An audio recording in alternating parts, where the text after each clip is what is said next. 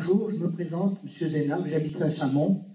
Je voulais vous remercier d'avoir prononcé une seule fois le mot islamiste. Par contre, moi je trouve que traiter d'islamistes des terroristes, c'est les anoblir et c'est les intégrer dans l'oumma. Et ça, moi je trouve ça insupportable.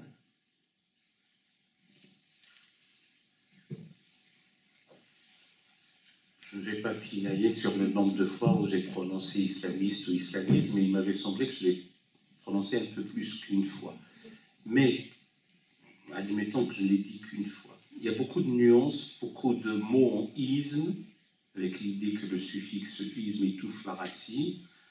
Alors on passe maintenant de... Il y a l'islamisme, le salafisme, le fondamentalisme, l'intégrisme. Tous ces mots-là sont à nuancer et à expliquer, le djihadisme, et puis l'extrémisme, le terrorisme. S'il y a des mots, c'est qu'il y a des réalités autres. Alors, qu'est-ce que c'est qu'un islamiste? Qu'est-ce que c'est que l'islamisme? Au XIXe siècle, on parlait de l'islamisme pour les musulmans. D'abord, on parlait de la foi mahométane. Ça rappelle les turqueries de Molière. Après, au XIXe siècle, on a l'islamisme, le judaïsme, et on a le christianisme. Rappelons-nous du génie du christianisme de Chateaubriand. À la fin du XIXe siècle, et à la charnière XIXe-XXe siècle, étonnamment, le mot islamisme a cédé la place à islam. On parlait des religions d'Inde, d'Israël et d'islam. Et puis tout au long du XXe siècle, on parlait d'islam comme la religion des musulmans, en gros. Jusqu'à la fin des années 70. Généralement, on prend référence l'ouvrage de Bruno Etienne, l'islamisme radical. Avec cette idée qu'on a politisé, étatisé, idéologisé la tradition religieuse islamique pour d'autres fins que spirituelles. Et il n'y a pas, de mon point de vue, pire escroquerie morale et spirituelle que de considérer le Coran comme la constitution de l'État moderne. Or, les islamistes, qui eux-mêmes se disent en arabe « Nahnu islamawiyoun », ne disent pas que nous sommes des musulmans, nous sommes des islamistes, si je devais donner le pendant de ce que je viens de dire en arabe. Bien, l'islamisme est un mouvement politique, idéologique, qui considère qu'on va gouverner la cité selon le désir politique de Dieu, dont ils sont seuls à l'avoir compris. Bon. En réalité, les difficultés que nous avons, cette fois-ci le nous, je le restreins à nous autres musulmans, c'est qu'il y a une conjonction du wahhabisme, des frères musulmans, de la révolution khomeini. Et les trois réunis nous donnent la catastrophe que nous connaissons.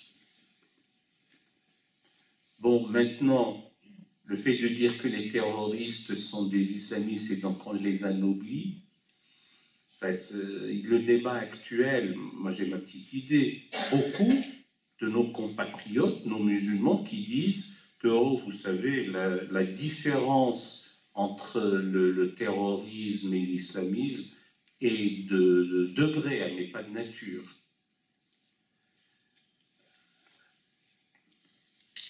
Bien sûr que les terroristes versent dans la violence abjecte avec une méconnaissance grave de leur propre tradition.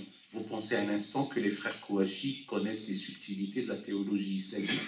Vous pensez qu'un Koulibaly a lu le Coran. Vous pensez que le criminel qui a tué des gens sur la promenade des Anglais connaisse quelque chose à la tradition soufie. Vous pensez à un instant que celui qui a égorgé le père Hamel dans sa propre église a un sens minimal de ce que c'est que la notion de miséricorde et le respect des moines dans leur propre église. Est-ce qu'ils connaissaient au moins le verset coranique, le verset 82 de la sourate 5, et tu trouveras certes parmi les croyants ceux qui disent « Nous sommes chrétiens car il y a parmi eux des prêtres et des moines dont le cœur ne s'enfle pas d'orgueil et dont les yeux s'inondent de larmes quant à la récitation de la parole de Dieu. » Fin de citation. D'ailleurs, ce que j'ai fait là, j'ai extrait hors contexte un verset coranique, ce que je ne devrais pas. C'est ce qu'on appelle l'exégèse sauvage. Quelqu'un de Daesh va aussi prendre hors contexte tel ou tel verset coranique. Mais en tout cas, ce verset existe. Voilà. Les terroristes ne comprennent rien, mais ils se trouvent être les instruments des idéologues. Et les islamistes sont ceux qui, de mon point de vue, se trompent de vouloir gérer la cité selon, ce que j'ai appelé le désir politique de Dieu, qui sont seuls à avoir pénétré. J'ai entendu qu'il faut que les questions soient courtes, il faut aussi que les réponses soient courtes. Aujourd'hui, on sait que l'islam est en France, et c'est très bien ainsi. Il n'y a aucun problème. Pour moi, il n'y a aucun problème. La seule chose qu'il y a, c'est que comment se fait-il que n'émergent pas des hommes comme vous au sein de la politique française pour permettre effectivement de continuer à faire progresser cet islam et l'intégrer dans le monde politique français. Des élections vont avoir lieu au printemps, ça serait très bien que des hommes comme vous puissent émerger et apporter leur part un petit peu à l'édifice français.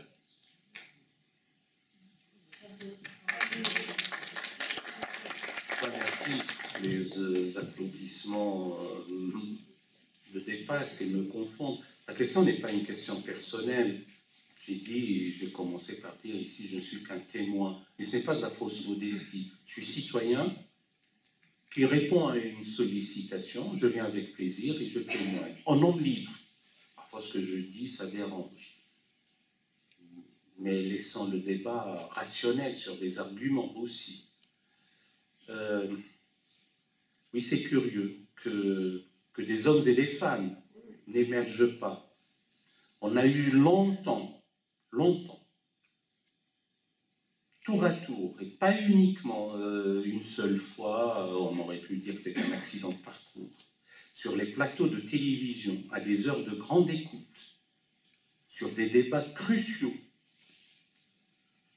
D'un côté, soi-disant, la grosse artillerie de philosophes, de penseurs, d'académiciens, et on leur faisait face, pendant, avec tour à tour, un judoka, un rugbyman, un basketteur, un rappeur, une lofteuse. Et pas pour parler de sport ou de télé-réalité, non, pour parler de théologie, pour parler de philosophie, pour parler de politique française. Et par moments, on fait venir un imam qui annonce comme ça, et on le pique sur la burqa, pour corroborer la médiocrité censée coller intrinsèquement à la tradition religieuse islamique, sans dire un mot sur la civilisation impériale sous-tendue par cette tradition. Et donc nous pâtissons tous d'une méconnaissance grave du sujet. Nous avions un président de la République qui était à ce moment-là ministre de l'Intérieur, et il est venu dire « J'ai nommé le premier préfet musulman », alors que le dit préfet n'était pas musulman. Ce n'est pas parce qu'on s'appelle Aïssa Dermouche qu'on est nécessairement musulman. Et puis, c'est une erreur. Il n'est pas le premier préfet musulman. Il y en avait d'autres avant. Les Sadaqou Rabah, les Ben Barek, les Hassan, etc. Et quand on lui a fait savoir qu'il n'était pas musulman, il a dit « Ah bon? Mais ça se voit !» Et donc on a ethnicisé en confessionnalisant. Voilà le degré du débat que nous avons dans notre pays. Il y a un affaissement du débat intellectuel et malheureusement aussi un malaise de notre démocratie.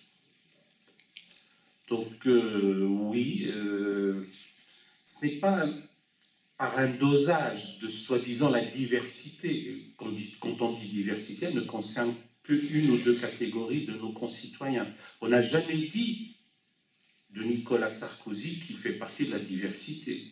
On n'a jamais dit de Manuel Valls qu'il fait partie de la diversité. On n'a jamais dit d'Anne Hidalgo qu'elle fait partie de la diversité. On n'a jamais dit d'Alain Finkielkraut qu'il fait partie de la diversité. On n'a jamais dit de Nadine Morano qu'elle fait partie de la diversité. En revanche, on dit de Malek Bouti qu'il fait partie de la diversité.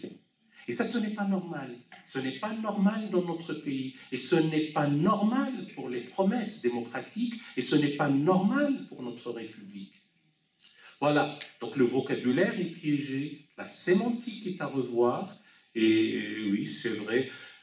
Bon, nous sommes dans un État laïque et en démocratie. En démocratie, il n'y a pas de minorité et de majorité. La majorité, la minorité sont au Parlement, la minorité s'appelle opposition, et je ne vais pas confessionnaliser, moi non plus, le débat.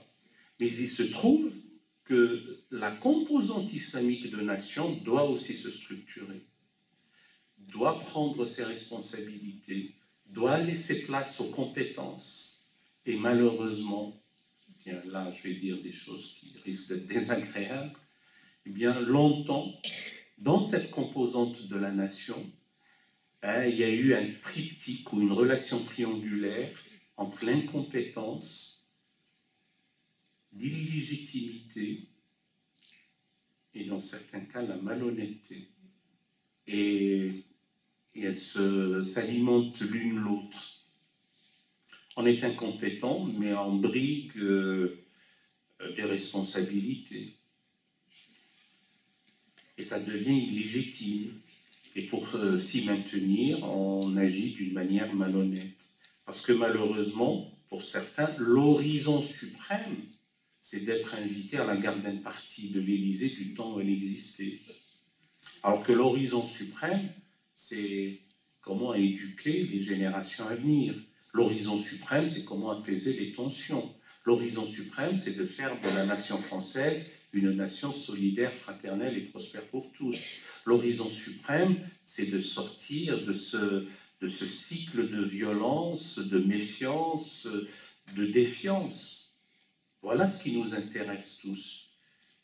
Donc, ce n'est pas tant les hommes politiques qui doivent faire émerger comme presque le fait du prince. C'est qu'il faut que c'est toujours facile de dire il faut que Yaka, si je suis assis ici tranquillement, mais il faut que la composante islamique de la nation suscite dans ses rangs des hommes et des femmes compétents, sérieux, propres, intègres, républicains, d'un côté, et de l'autre, que ceci soit perçu d'une manière naturelle. Et de ce point de vue-là, que cette composante, vous m'aurez entendu toujours dire composante islamique et pas la communauté islamique. C'est pas que ce soit un gros mot, c'est parce que je crois à la communauté nationale. Et à la communauté nationale, dans cette communauté nationale, il y a des composantes. La composante juive, la composante chrétienne avec toutes ses confessions, la composante islamique, la composante telle ou telle du bouddhisme, même si la question n'est pas une question de monde, ce sont des orientations métaphysiques et spirituelles. Puis un sondage récent nous fait savoir que maintenant notre société, eu égard à la sécularisation, ne croit plus en Dieu, à 51%. Bon, ben c'est comme ça. Prenons-en acte. Mais l'idée, c'est comment faire cause commune. Aplanir ces difficultés-là est une cause nationale. Que n'ai-je pas entendu comme président de la Fondation de l'Islam de France lorsque j'ai dit le fait de vaincre l'islamisme politique, essayer d'irimer les thèses salafistes est une cause nationale, eh bien, d'aucuns ont joué sur le mot, on dit « Ah oui, c'est comme le cancer, c'est une cause nationale. » Voilà. Mais il faut être patient, il faut être serein, il faut être déterminé, il faut être équanime. vois cette quiétude intérieure. Peut-être au brasier intérieur, la sobriété extérieure.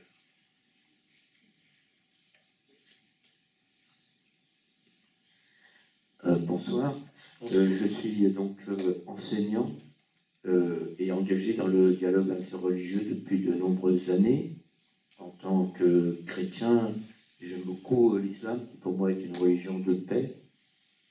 Je crois que pour l'avenir de cette citoyenneté, il faudrait, et j'ai beaucoup travaillé ces questions, que l'enseignement du fait religieux soit fait à l'école, de manière tout à fait objective, comme l'histoire des religions.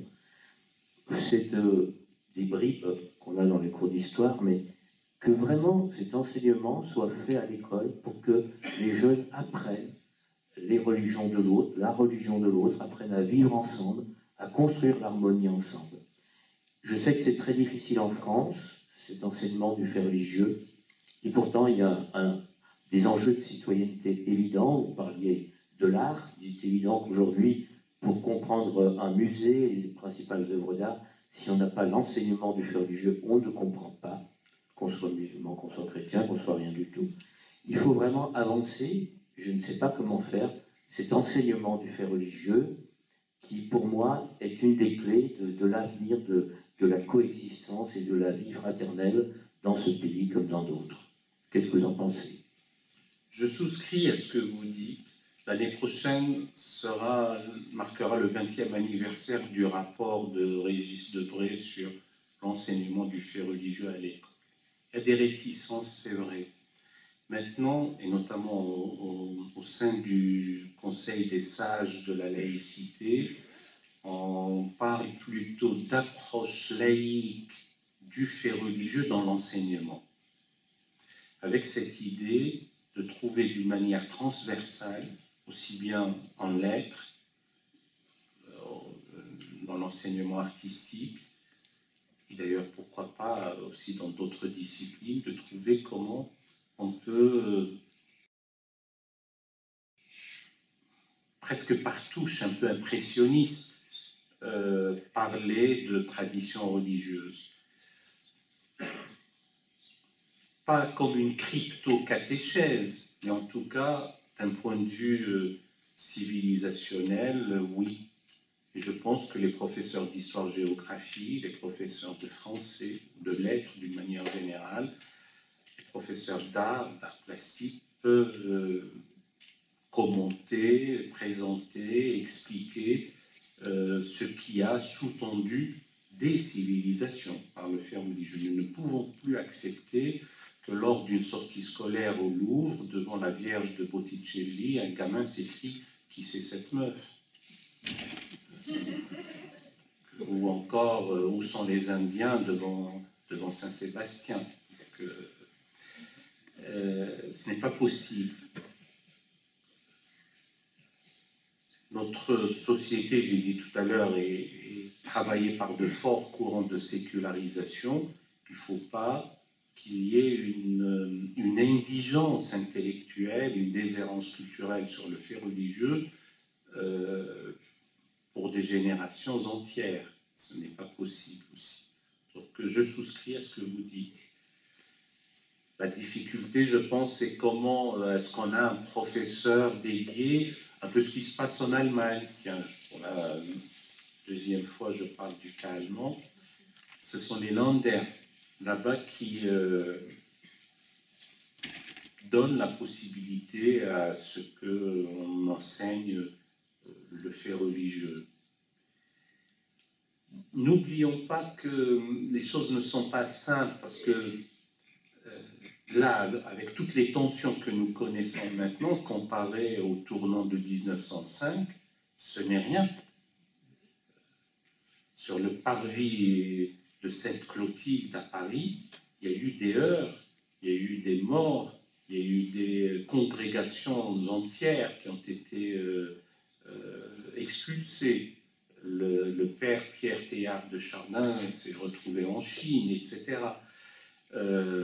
Et les choses étaient très dures. Petit à petit, il y a eu un apaisement.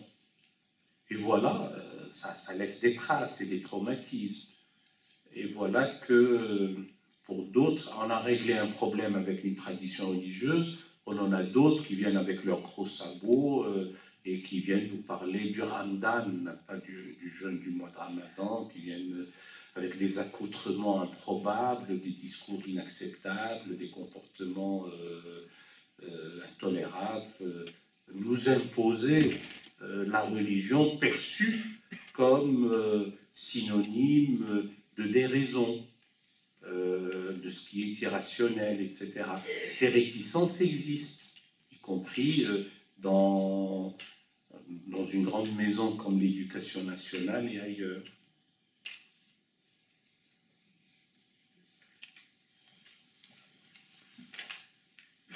Bonsoir. Bonsoir. Vous êtes sur Paris, là-bas vous avez affaire à des gens qui sont au pouvoir et tout. J'ai voyagé, là, je suis allé en Allemagne, et j'ai découvert une partie de l'histoire de France en Allemagne. C'est-à-dire plusieurs milliers d'années de présence arabe en France. Comment ça se fait qu'en France, on n'en parle jamais? Vous avez raison, il y a un problème. Il y a un problème, oui, il y a un problème. En Colombie, au Venezuela, en Amérique du Sud d'une manière générale, on enseigne la poésie arabe, traduite. On parle de la civilisation islamique, où l'islam écrit avec anti. Chez nous, il y a un problème, je redis le mot. Vous savez, l'honnête homme selon la définition que nous en faisions au siècle dernier, à UX, au siècle dès le 18e, depuis les Lumières, n'est pas si honnête que ça.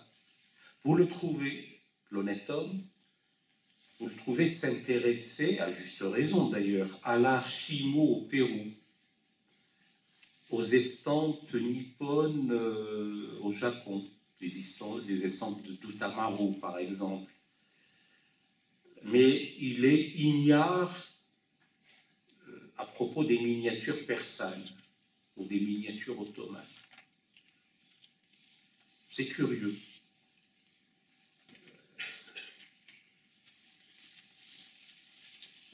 Ça relève même d'une certaine psychologie, une certaine réticence. C'est pour ça que je ne suis pas venu vendre l'action de la Fondation de l'Islam de France. Nous pensons à deux choses. D'abord à une exposition quasi universelle, le temps des expositions universelles paraît révolu, intitulée « L'Islam et l'Europe, 15 siècles d'histoire ».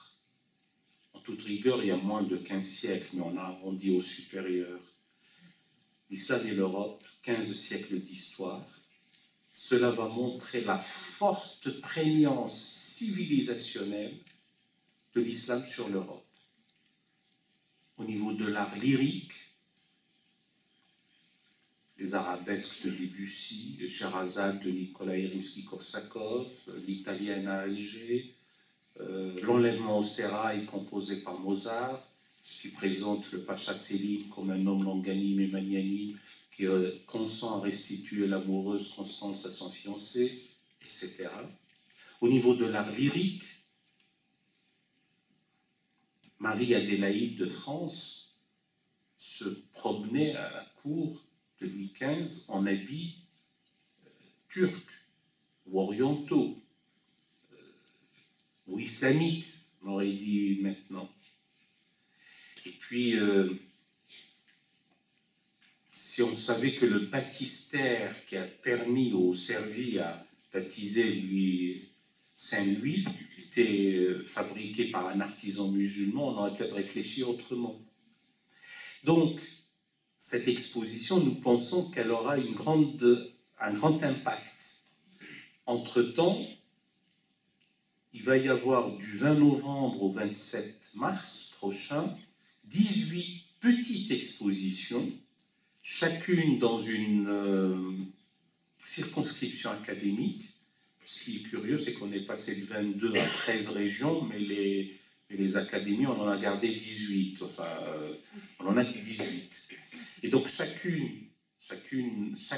on a une petite exposition, chacune par académie, et on va découvrir quoi?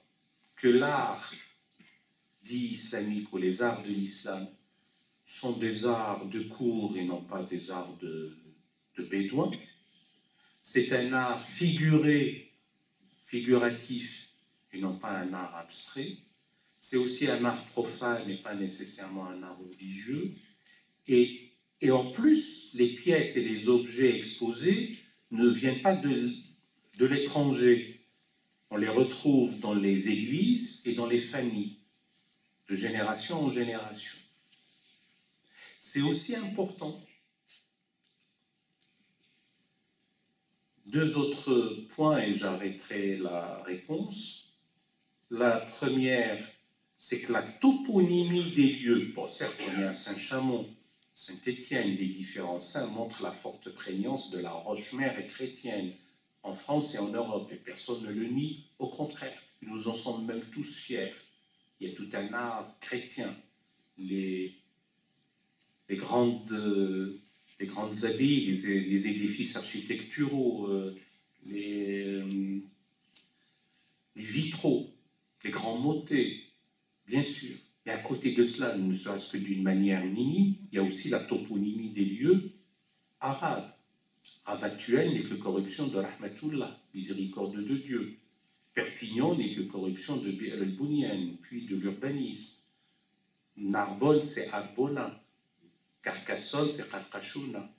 Comme Barcelone, on dit Barcelona ou Lisbonne, Lisbona. Pour Grimaud, le massif des morts, qui nous rappelle Bilad el-Walid, Valladolid, Guadalquivir, le grand fleuve, etc. Donc cette toponymie montre que on ne peut pas réduire les choses uniquement à en 732, Charles Martel écrasa les Arabes. Et puis, dernier point, le second, c'est l'importance de la langue arabe.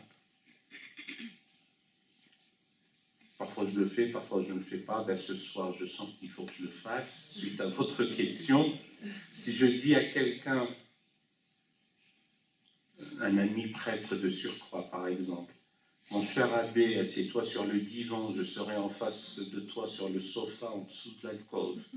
Veux-tu un alcool venant directement de l'alambic et pas du magasin? Quant à moi, je prendrai un café sucré parce que je n'aime pas ce qui est amer. Tout à l'heure, nous dégusterons un sorbet et nous boirons un nectar d'abricot. Et pour patienter, tu peux consulter des manuels d'algèbre et d'alchimie dans lesquels il y a des algorithmes, des chiffres et des zéros. Et peut-être que pour nous amuser, nous pourrons jouer aux échecs. Mais attention à l'échec et maths, parce que ce n'est pas un jeu de hasard. Et pour respirer, nous pouvons ouvrir les moucharabiyés afin de sentir le jasmin et de voir au loin le vaisseau amiral entouré de felouks entrer dans l'amirauté. Attention, dans l'arrière-pays, il y a des gazelles et des girafes qui gambadent. Et si tu te sens un peu fatigué, tu peux enlever ta chemise en mousseline et enfiler ton pyjama en coton et t'allonger sur le matelas recouvert de taffetas de couleur carmin qui est sur le baldaquin. Et peut-être que demain matin, en sortant dans la Médina, tu risques de rencontrer le zouave avec sa matraque en train de pourchasser le caïd du milieu. Si je t'en parle, c'est pour que tu fasses attention, parce que j'ai pour toi, il y a entre nous une charte dont les actes sont ceux de l'amitié. Enfin, j'arrête là.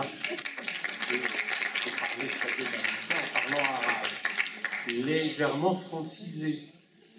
Alors, quand vous entendez quelques ignares qui, sur les réseaux sociaux, qui sont devenus le défouloir de tous les magmas de haine et d'idiotie, dire oui, mais il n'y a pas à enseigner la langue arabe, on n'a même pas besoin de l'enseigner, si je puis dire, parce que nous la parlons sans qu'on se rende compte. Mais il faut l'enseigner.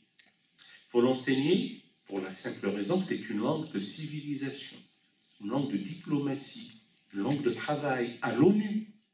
Les 6 langues de travail à l'ONU sont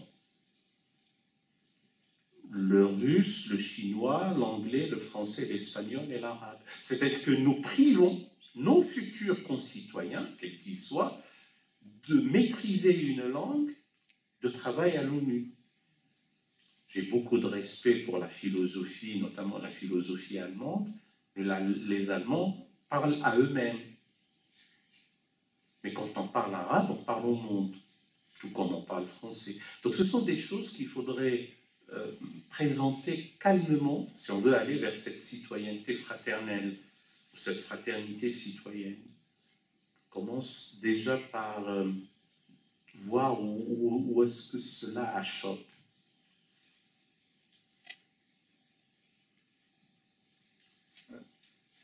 Je voudrais revenir sur un petit point en arrière. Le rapport Régis Debray, effectivement, intéressant, c'est que Régis Debray, en plus, c'était un athée, qui a été une véritable référence sur la question de la culture religieuse à l'école.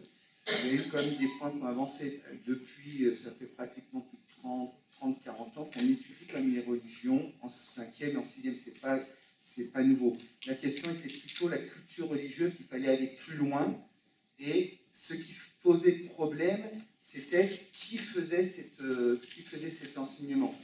Et je dirais certaines confessions religieuses voulaient que ça soit des gens qui venaient de leur confession, et que d'autres, même je dirais des gens comme Consponnerie ou même Régis Debray, disaient que ça doit être un enseignement qui doit être d'une manière laïque, et que ça devait rester, au niveau des professeurs, c'était là le véritable problème, mais cette question a été prise en compte de manière aussi bien dans le public que dans les établissements publics.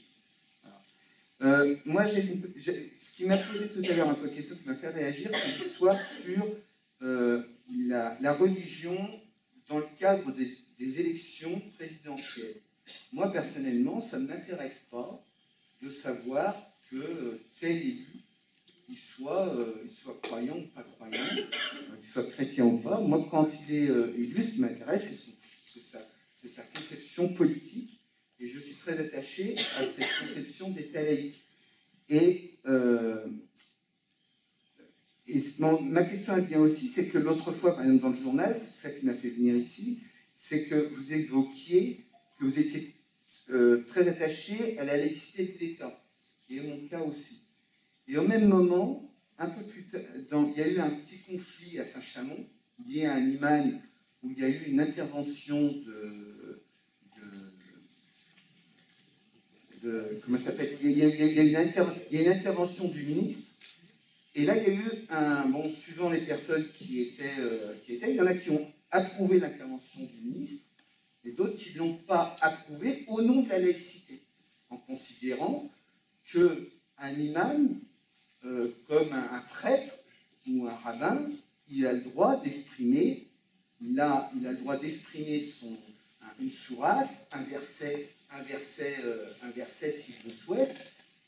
En tant que politique, on a le droit d'extérieur de dire nous ne sommes pas d'accord, nous ne comprenons pas quelque chose, mais on n'a pas à intervenir dans la question religieuse. Et dans ce que dit le journaliste, vous avez l'air de donner raison que Darmanin intervienne. Et moi, je trouve que c'est une remise en cause de la laïcité telle que je l'entends pour moi. Voilà. Donc c'était ça que je trouvais que c'était un peu contradictoire ce que vous disiez et ce que vous avez dit tout à l'heure, auquel j'adhère 100%. Voilà, on peut ne pas être d'accord avec un prêtre, un imam, mais je n'ai pas à me mêler de ce qui... Je n'ai pas à lui interdire d'exprimer ce qu'il a. Monsieur Minard, on va faire la question courte, s'il vous plaît. Merci. Bien. J'ai pour habitude de privilégier l'écoute jusqu'au bout. Moi, je n'ai pas vu cet article, je ne l'ai pas relu, je ne l'ai pas vu. Qu'est-ce qui s'est passé? D'abord, les faits. Samedi dernier, je me rappelle où j'étais, je reçois un appel d'une dame qui se présente comme étant journaliste du Progrès.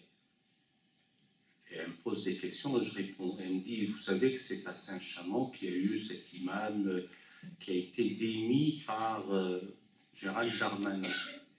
Je me rappelle que je lui ai dit, vous savez, en temps normal, le ministre de l'Intérieur ne peut pas démettre un ministre du culte. Elle dit, oui, mais elle a dit quelque chose. Je lui dis, je vous ai dit en temps normal. On ne peut pas le démettre, ça serait une violation grave de la loi de 1905. La loi de 1905 qui sépare les questions religieuses d'avec les questions politiques ne permettent pas à l'autorité politique de se mêler des questions cultuelles. Maintenant, le ministre de l'Intérieur peut, est fondé même, de demander aux responsables de la mosquée, qui sont les employeurs de cet imam, d'en prendre de tirer les conséquences d'un prêche, si c'était lors d'un prêche ou d'une causerie ou d'une présentation, de ce qu'il a cru comprendre étant l'enseignement prophétique. Ça devient une affaire des responsables de la mosquée eux-mêmes. Et de toute façon, j'irai encore plus loin, on n'a pas eu le temps, moi je n'ai pas lu ce qu'elle a restitué, cette journaliste, mais j'assume mes propos. On fait attribuer au prophète de l'islam des choses qui relèvent, pardon pour le mot, des mensonges au regard de la connaissance historique.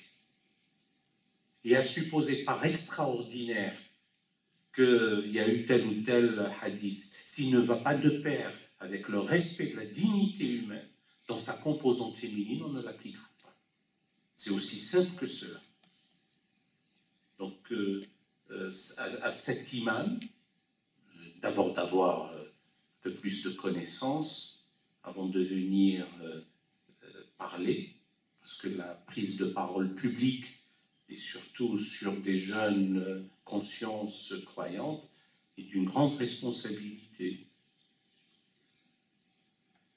Vous savez, par moments, je ne veux pas être condescendant, mais on pâtit d'une quadruple ignorance. La première, l'ignorance, c'est l'ignorance sacralisée. Ça rappelle la sainte ignorance d'Olivier Roy, la religion sans la culture. Mais on sacralise ce qui en réalité est une construction humaine, faite à travers l'histoire par des acteurs sociaux, par le prince, par le calife, par l'émir. Ils ont demandé, ils ont commandé la fabrication de hadiths. On ne le sait pas, on ne veut pas en parler, parce que dire ce que je suis en train de dire, ça va ébranler des croyances. Et malheureusement, c'est une réalité. La deuxième ignorance, c'est l'ignorance institutionnalisée. Il y a des mécénats d'État dans certains cas, des mécénats privés, qui construisent des lieux de connaissance, soi-disant, ou de mosquées ou d'instituts, mais dans lesquels on enseigne des mensonges au regard de la réalité historique. La troisième ignorance, c'est ce qu'on appelle l'ignorance complexe.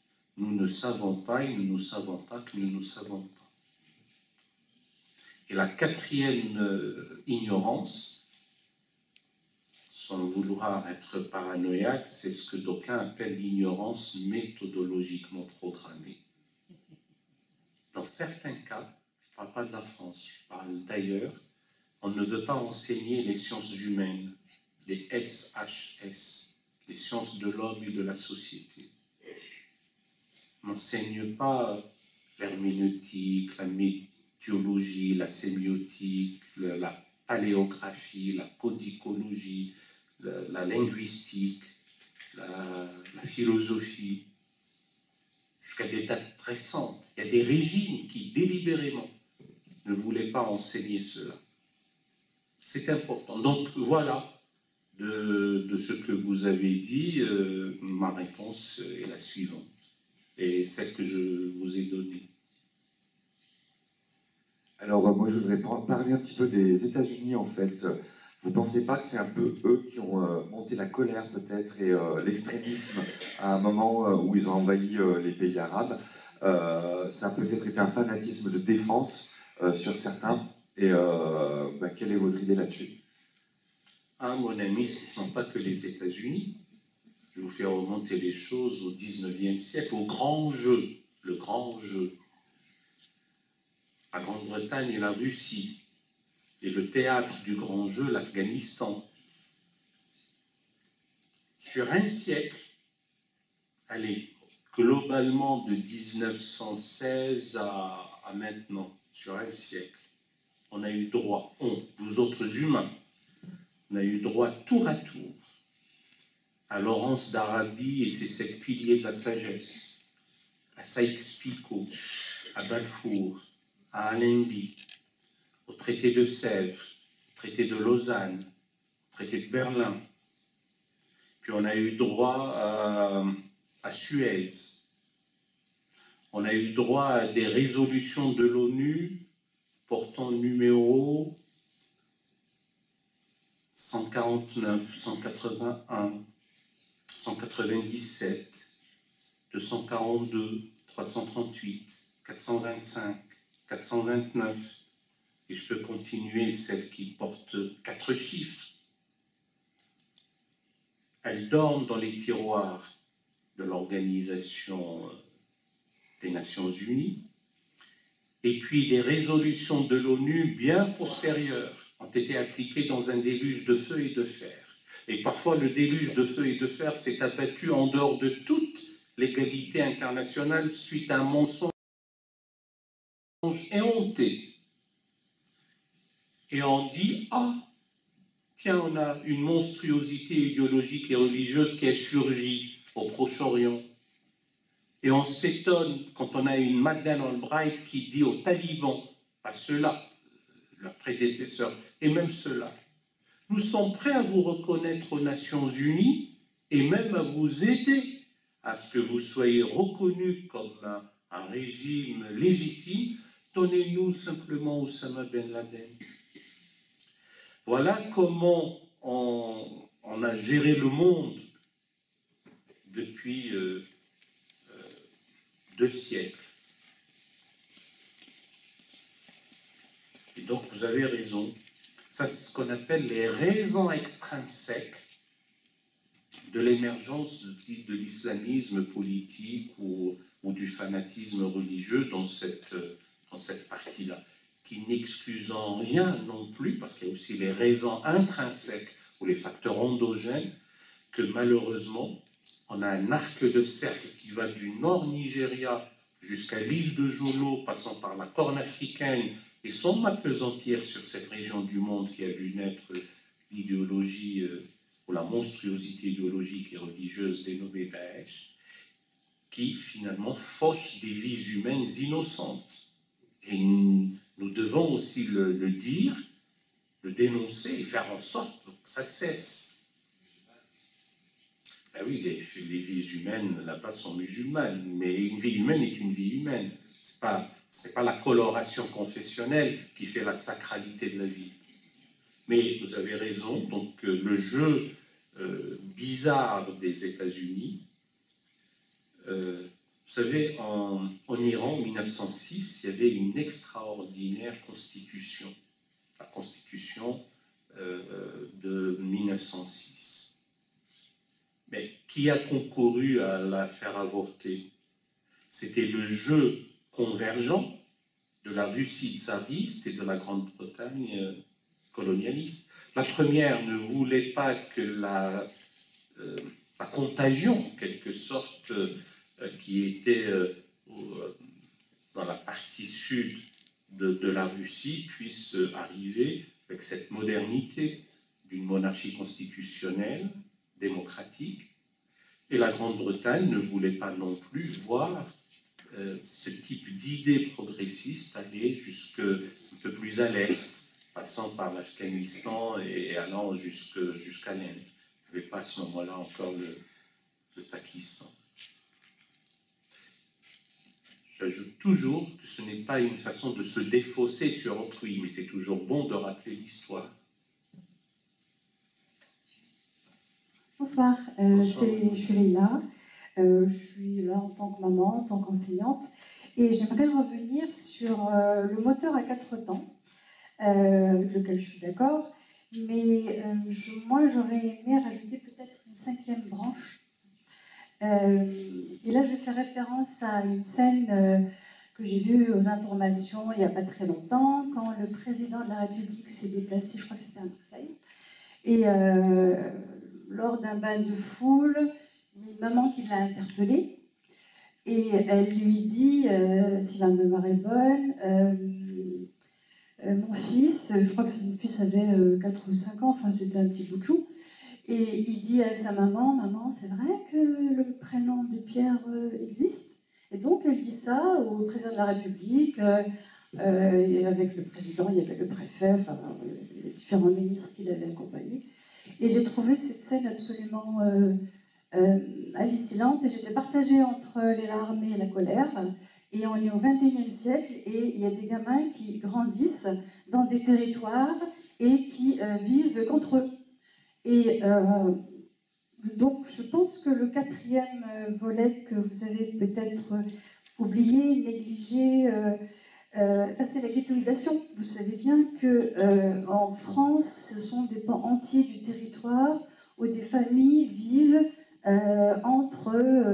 entre guillemets, arabes, maghrébins, et pendant toute une scolarité ne côtoient jamais de petits Français de souche, entre guillemets. Donc, je me dis, même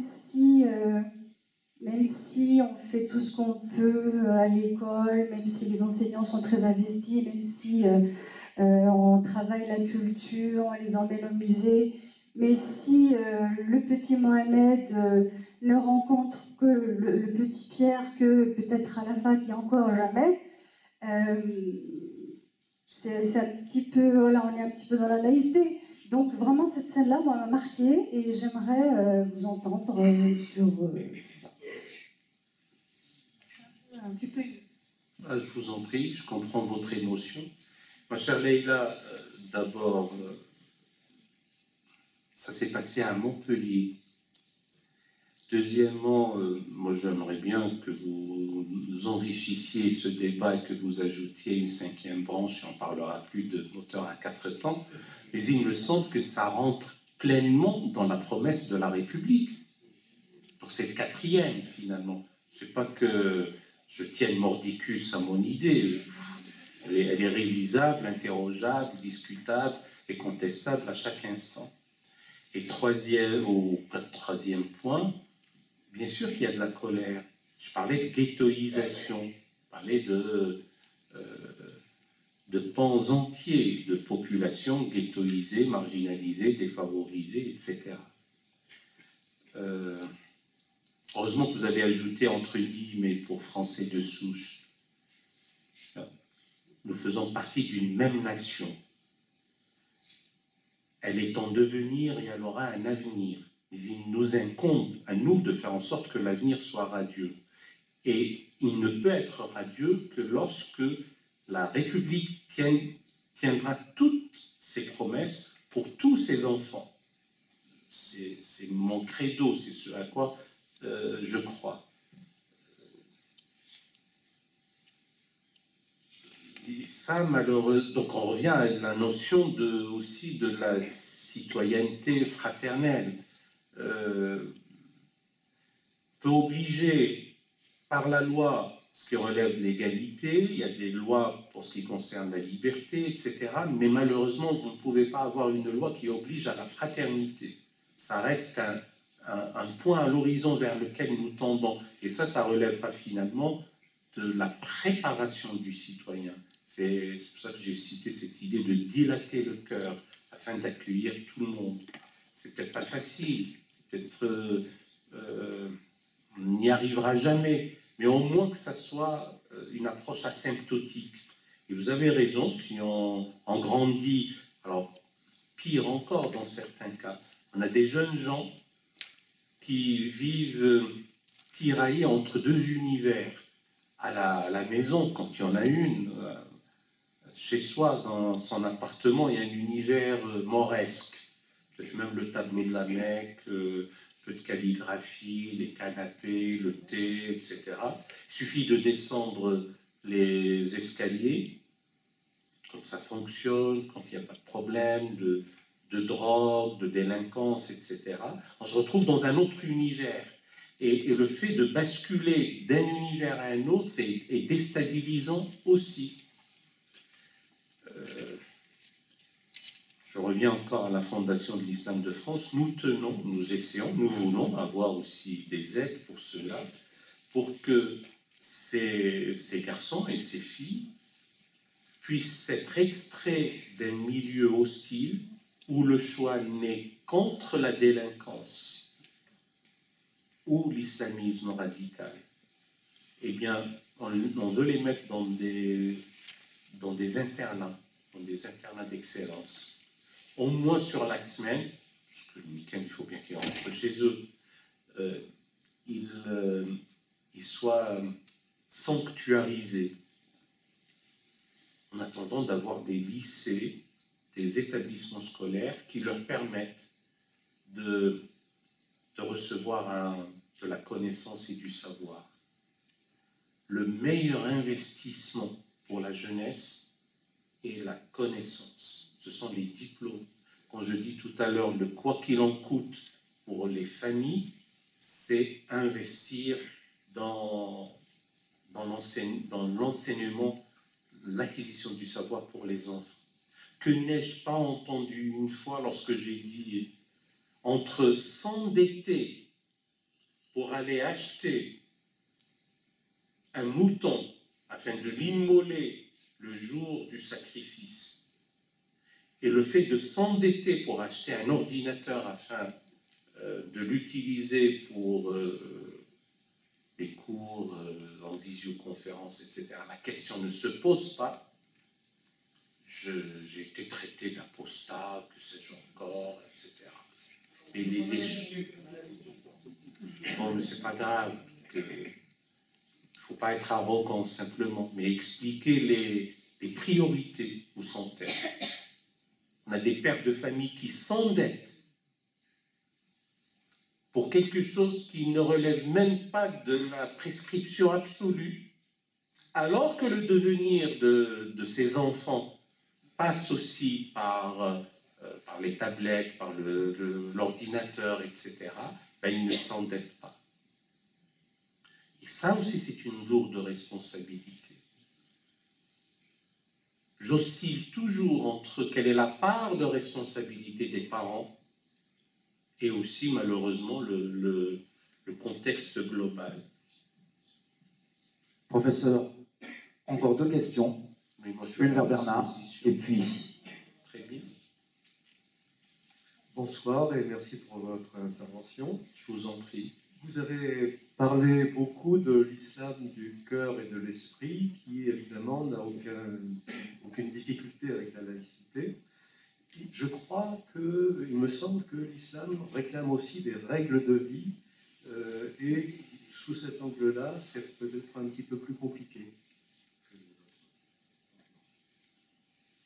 Ah, si votre question était venue en début de soirée, vous aurez peut-être eu droit à une conférence sur l'islam et la laïcité. Mais là, prenez-le comme une profession de foi. Le développement viendra plus tard. Aucune religion au monde, quelle qu'elle soit, peut-être avec le judaïsme, Dina di Malchuta Dina, cette phrase en hébreu qui dit que la loi du royaume est la loi, qui devient la loi du pays la loi, mais les grandes traditions religieuses à vocation universelle, je ne dis pas que le judaïsme n'est pas une grande tradition religieuse, mais les traditions religieuses à vocation universelle ne renoncent jamais au pouvoir temporel motu proprio. Est-ce que vous avez appris un jour qu'il y a eu un synode ou un concile, puis on s'est dit « Ah, mais les affaires du monde ne nous intéressent pas ». Ça ne s'est pas passé comme ça et ça ne se passe pas comme ça. Après, on nous dit « Non, mais nous avons le denier de César, Matthieu 22 ». Oh, à César, ce qui appartient à César. J'ai envie de dire que cet argument est un argument aggravant. Tiens, en dépit de la présence du denier de César, on a eu 20 siècles de cité de Dieu, de doctrine des deux glaives, de la querelle des investitures, de telle ou telle bulle. On a eu droit à l'aigle de Meaux Bossuet, on a eu droit au signe de Cambrai-Fénélon, on a eu droit à Dupont-Loup, on a eu droit à l'encyclique Mirarivos, on a eu droit au syllabus, et on a eu droit à l'encyclique Vehementor Nos de 1906, qui condamnait tous les députés catholiques qui avaient osé voter la loi dite de séparation. Le début d'assentiment n'a commencé à venir qu'en 1924 avec l'encyclique Maximum Gravissimum Que. Et grâce à un travail considérable, remarquable et remarqué de théologiens de renom, catholiques et protestants, Karl Barth, Karl Rahner, Urs von Balthasar, Paul Tillich, Gustav Thies et d'autres, eh bien, on a compris l'intérêt qu'il y a à séparer les deux ordres. Et j'ajoute de l'autre côté, aucune religion au monde, et pas même l'islam, ne résistera à la laïcité quand elle est théorisée, comprise, ingérée par ses propres théologiens. Et ça a commencé par se faire. Ali Abdelaziz, en 1925, dans le sillage de l'abolition du califat, dans son livre « L'islam et les fondements du pouvoir », a montré que le califat n'a aucune valeur sacrale, que c'est une construction humaine. Cela a commencé avec un homme en 632, c'est fini avec un homme en 1924, en réalité avec la Grande Assemblée nationale turque, la GANT, le 3 mars 1924 et le 6 mars, Mustafa Kemal Atatürk signe le décret de l'abolition du califat. Alors, maintenant, y a-t-il des règles qui sont au-dessus des lois de la République? Un catholique, un protestant, un juif, un musulman peuvent le penser in petto, mais ils ne peuvent pas l'imposer aux autres dans la règle commune. Non, nous obéissons à la loi commune. Parce que la norme juridique, a fortiori dans une société plurielle, composite, diversifiée, etc., est une règle qui émane de la raison. C'est une émanation rationnelle qui s'applique aux hommes pour le bien des hommes. Quand je dis les hommes et les femmes, bien sûr.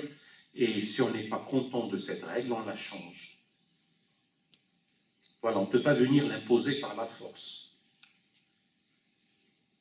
Je vous en prie. Enfin, le débat est beaucoup plus long que ça. Délibérément, je l'arrête ici. Bonsoir. Bonsoir. Je ne sais pas si c'est vraiment une question que j'ai, mais j'aimerais juste remettre aussi un petit peu le contexte aussi, peut-être quand on vit dans la composante justement musulmane, pour les personnes qui peut-être ne connaissent pas aussi cette composante, on a vraiment de tout, on est très pluriel, mais je trouve qu'on a d'un côté beaucoup d'ignorance et de mélange culturel en fait, avec des personnes qui pratiquent une culture ethnique qui n'a rien à voir avec l'islam, mais qui mélange ça avec l'islam, d'où beaucoup de maltraitance vis-à-vis des femmes, notamment. Je pense à plein de choses. Enfin, voilà. Les mariages forcés, tout ça, il faut dire que ça existe et que ça a existé quand même si aujourd'hui, heureusement que ça existe de moins en moins, mais j'ai constaté que ça existait encore malheureusement. Et ça ne fait pas du tout partie de l'islam, mais voilà, on a d'un côté ces personnes-là qui prétendent faire les choses au nom de Dieu, au nom de l'islam, alors que c'est culturel. Et puis alors de l'autre côté, on a des gens qui ne connaissent pas non plus leur religion, mais qui, comme ils n'ont pas reçu d'éducation, et ils vont aller vers justement des choses un peu trop salafisées, parce que finalement, ils n'ont pas reçu, il n'y a pas assez de matière.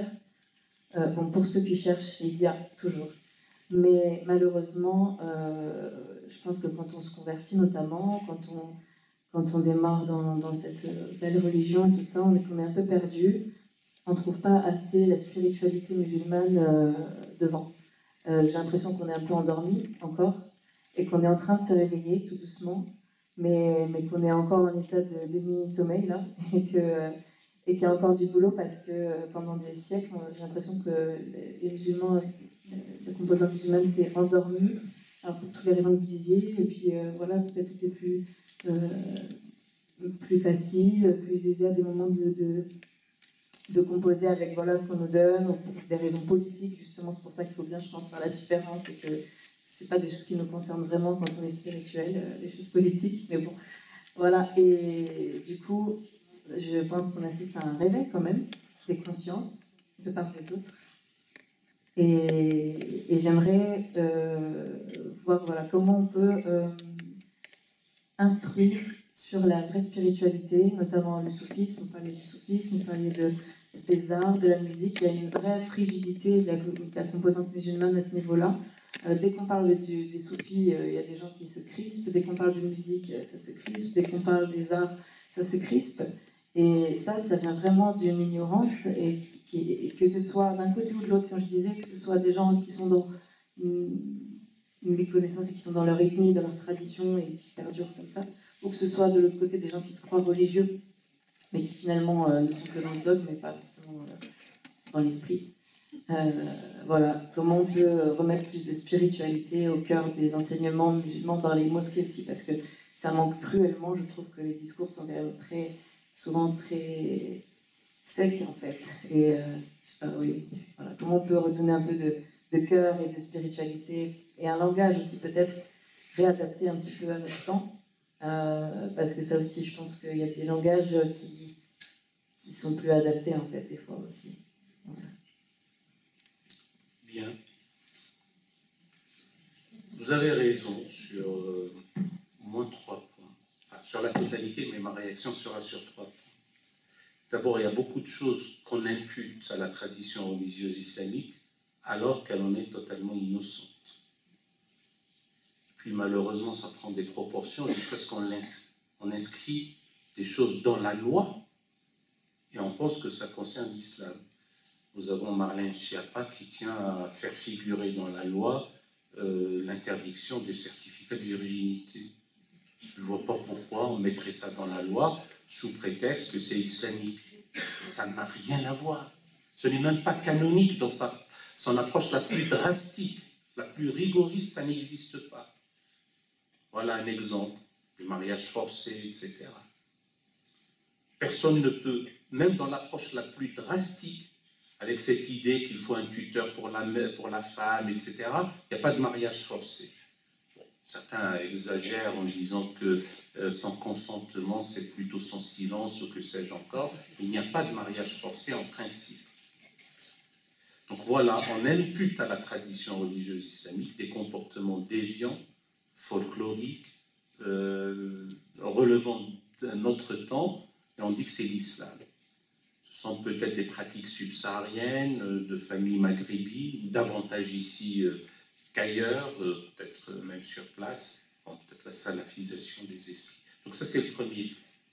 Le deuxième point, c'est le sommeil, le fait que cette composante islamique, que ce soit en France ou même de par le monde, est endormie.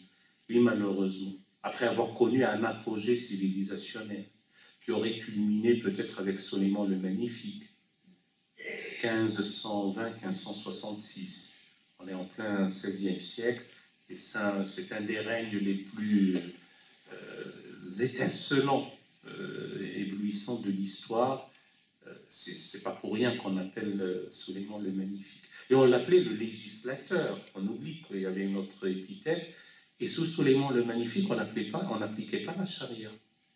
On appliquait un droit de type séculier. Sinon, on ne l'appelait pas Soleiman al-Qanouni. Il produisait du droit, si je puis dire. Parce que la charia ne peut pas tout dire. Il faut le savoir. Est-ce que de nos jours, la charia peut nous dire quelque chose sur le génie génétique, sur le droit maritime, sur les arsenaux nucléaires, sur la bioéthique? Ben non. Elle dira quelque chose sur le statut personnel dont les femmes vont pâtir, etc. Donc, mais il y avait une grande civilisation brillante.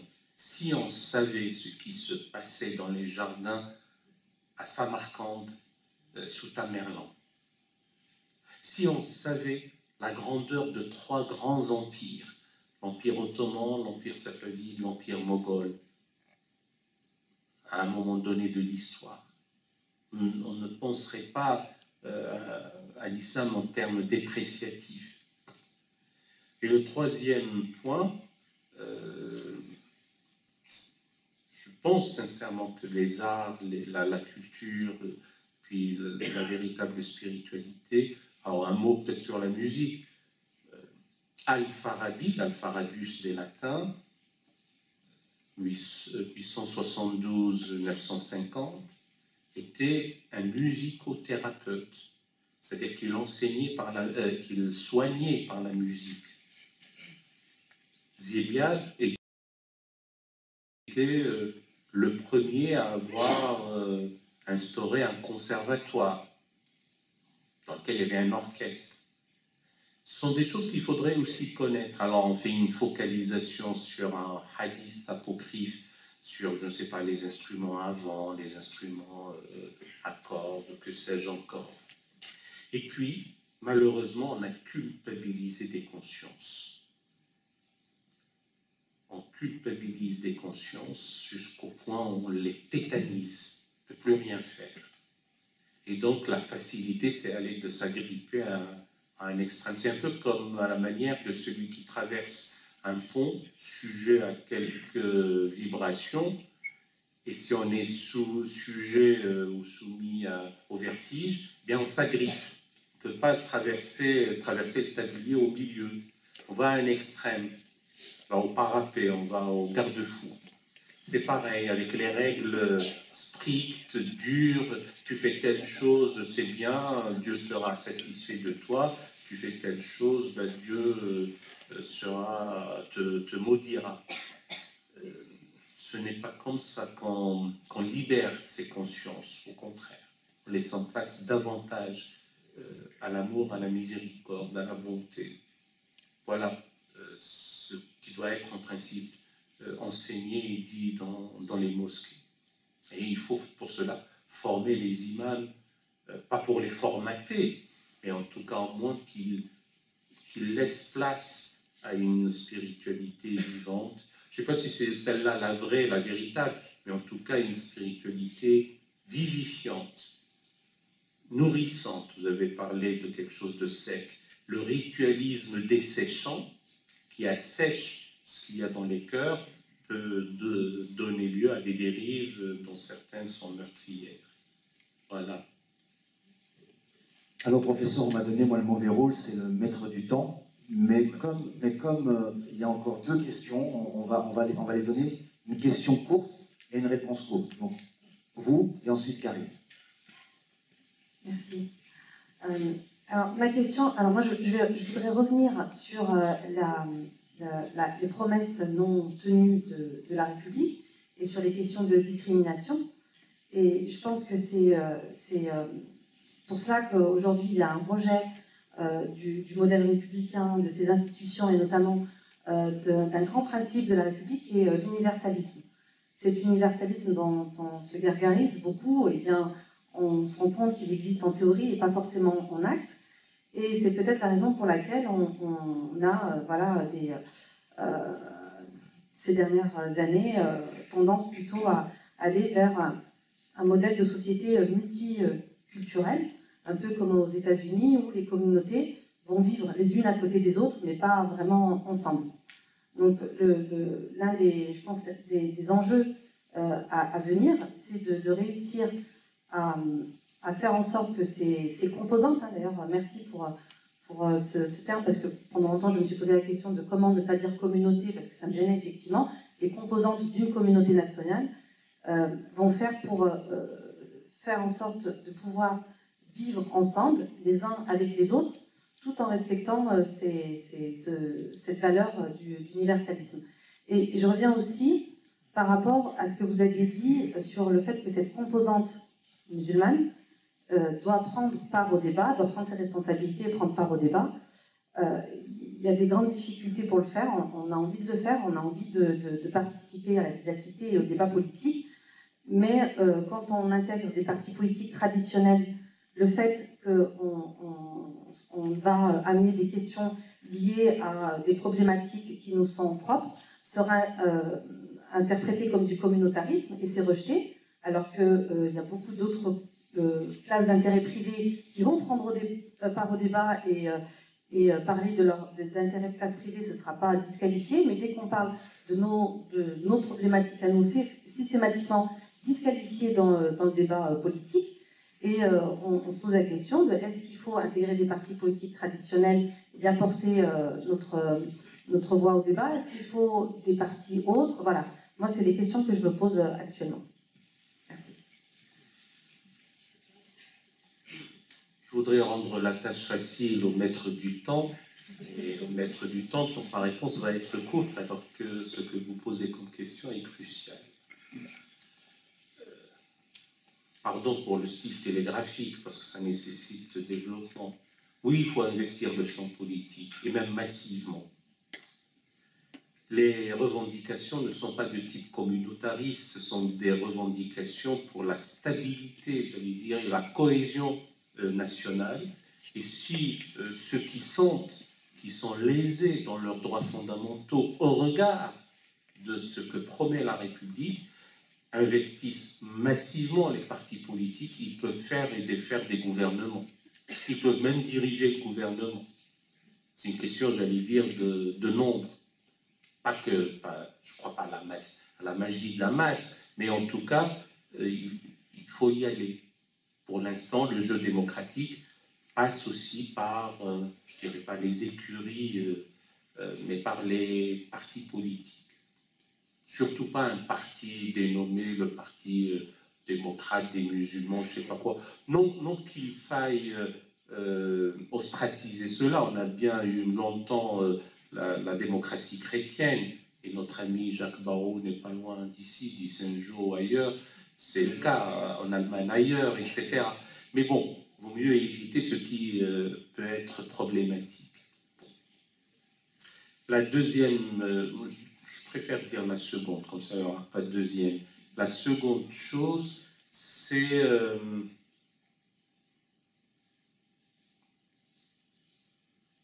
ne me rappelle plus.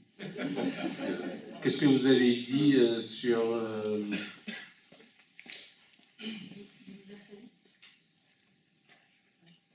Non, c'était... je voulais dire deux choses. C'était l'affaire de la politique. La question de l'universalisme versus société multiculturelle. Je demeure convaincu que notre modèle est bien. Il est en panne, mais il est bien. Il vaut mieux qu'il y ait un modèle républicain où le citoyen est in abstracto de ses appartenances confessionnelles, identitaires, que sais-je encore, que de juxtaposer des communautés qui ne se connaissent pas. Après, on se détermine, bien sûr. D'abord, on est citoyen. On est citoyen, on fait partie d'une association politique autofondatrice de sa propre légitimité, sans se prévaloir de tel ou tel principe transcendant, quoi que ce soit. D'abord, nous sommes citoyens. Nous sommes dans une association politique. Et après, on se détermine, croyants, non-croyants, musulmans, pas musulmans, etc. Ah oui, ce que je voulais dire, c'était à propos de la communauté. Certes, nous croyons à la communauté nationale, mais le mot communauté tout court n'est pas tabou. Il y a la communauté des joueurs de boules, il y a la communauté des supporters. Je ne suis pas loin de Saint-Étienne, il vaut mieux peut-être que je ne dise pas autre chose, mais bon, la communauté des supporters des Verts, par exemple. Le reste, je préfère pour ma part trouver qu'on a une nation, et cette nation a des franges ou des composantes. La composante des citoyens de confession islamique doit être respectée, et elle-même doit s'acquitter de ses devoirs de citoyen. Le devoir et le droit de la citoyenneté sont l'avers et le revers d'une même effigie. On a un ancien Premier ministre qui a dit le revers, et l'avers et le revers d'un même talisman. Il faut s'acquitter aussi de ses devoirs de citoyen pour être fondé dans réclamer les droits qui sont inaliénables. Et vous avez raison, il faut, à mon avis, aller politiquement voter, et même militer. Ah oui, voilà, maintenant je me suis rappelé ce que je voulais dire. comment faire? Ça aussi, je vais m'attirer encore une autre inimitié plus grave que celle du sacrifice, de la fête du sacrifice. Il y a dans notre pays 2623 mosquées. Peut-être qu'il va y en avoir encore davantage. Certains pensent que ce n'est pas suffisant, d'autres disent que c'est bon. À mon sens, il est temps peut-être de construire des écoles, des universités, des instituts, et surtout des chaînes de télévision, maîtriser les réseaux sociaux, répondre aussi. On ne peut pas subir indéfiniment ces news. Ce n'est pas possible. Et donc, au lieu d'avoir encore une énième mosquée dans laquelle encore on va se bagarrer, parler du salafisme, il faut avoir l'intelligence de savoir réagir comme il faut réagir. Et c'est ça le plus important. Il fut un temps, parce que malheureusement je n'ai plus le temps d'aller, j'allais dans les marchés, je trouve deux individus à la barbe hirsute, aux cheveux ébouriffés, avec un camis sali, et puis l'un et l'autre prenant un drap, et puis allez, construisez une mosquée, Dieu vous construira une mosquée dans le paradis, enfin une maison dans le paradis, etc. Tout ça est bien beau, je ne le dénigre pas, mais où sont les priorités? C'est aussi savoir répondre avec intelligence, et aussi avec les moyens qu'il faut. Dites comment il faut faire. Ben voilà ce qu'il faut faire. Nous subissons un Bolloré qui, dans un calcul voulu, pour ajouter fragmentation à la fragmentation, fracturer sur la fracturation que nous connaissons, eh bien, nous sommes en demande de trouver comment réagir pour colmater les brèches, pour apaiser les tensions, pour tenir un discours fraternel. Bon, je suis passionné là sur la question. Je m'étais promis de ne citer personne et j'ai cité CNews et son patron. Mais parce que on en a ras la casquette de ce qui se passe.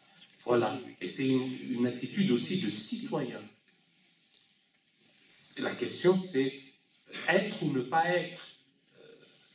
Même pas musulman, j'allais dire français dans notre pays, ici. Est-ce qu'on est pour l'entente, la cohésion nationale, une symbiose, une osmose, une volonté commune pour asseoir les fondations communes d'une nation solidaire, ou on continue à écouter les élucubrations d'un haineux et d'autres?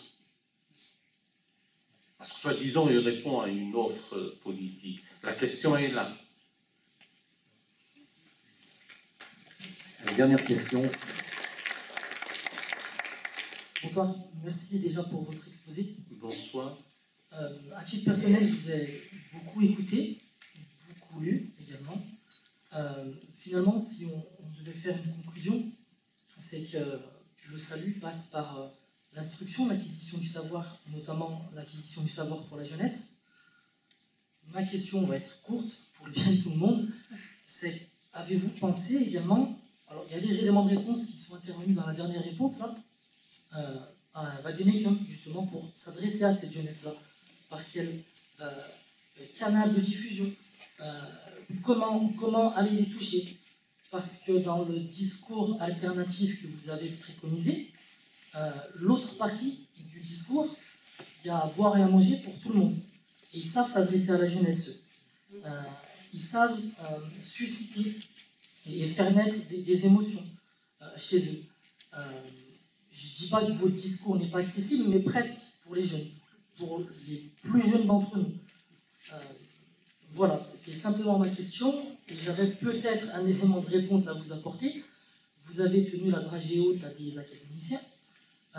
Pourquoi pas tenir cette même dragée à des prédicateurs, peut-être, et pour susciter un buzz, et pour leur donner finalement des réponses, et voilà, et diffuser sur les réseaux sociaux, tout simplement.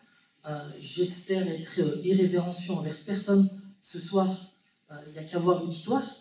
il n'y a pas beaucoup de jeunes, pas beaucoup de très jeunes. Et pour le coup, ben, c'est un réel problème parce que le salut passe par la jeunesse. Je vais commencer par là, je terminerai par là. Merci beaucoup. Je vous en prie. Bon, je promets à chaque fois que la réponse est courte, mais bon, le sujet est dense. D'abord pour ce soir, c'est déjà un miracle. Nous avons pu nous réunir, etc., avec une jauge 1 sur 2, passe sanitaire, etc. Et puis j'ai dit à un moment donné que le plus grand voyage commence par un pas. C'est chacun de nous, en rentrant à la maison, on dit tiens, on a entendu un bonhomme parler, il a dit ceci, il a dit peut-être une bêtise par là, peut-être une moins bêtise par-ci. Ça suscite un débat et on parle. Troisièmement, il y en a 4. Hein. Troisièmement, il y a un tel déficit de connaissances sur la chose islamique qu'il faut un institut d'islamologie savante, un ou des instituts d'islamologie,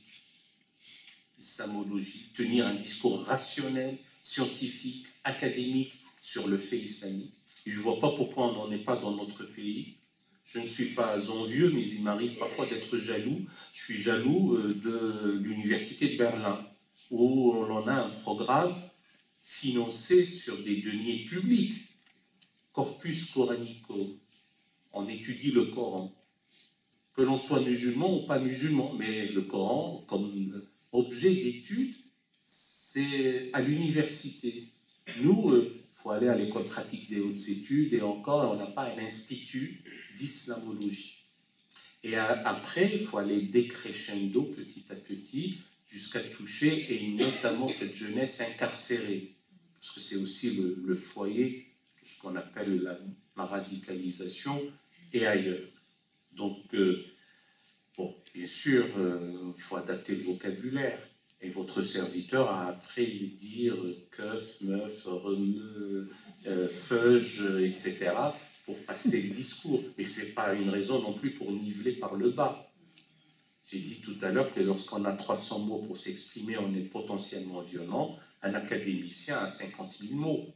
Un jeune étudiant à Assas, déjà un vocabulaire très fleuri, très riche. Et donc on est dans la nuance, on est dans la subtilité. On peut déstabiliser un interlocuteur parce qu'on peut exprimer des idées. Et il n'est pas dit que ce jeune homme ou cette jeune fille est à jamais et désespérément va rester inculte. Maintenant, le 4e point, est-ce qu'il faut avoir un débat avec un tel ou tel prédicateur? Je ne choisis jamais ses interlocuteurs, mais si on me demande de venir débattre, je débattrai, oui. Je ne sais pas si j'ai raison, mais en tout cas, on débat. Le seul arbitre devient la raison, l'entendement, et puis des références étayées, connues, admises. Voilà.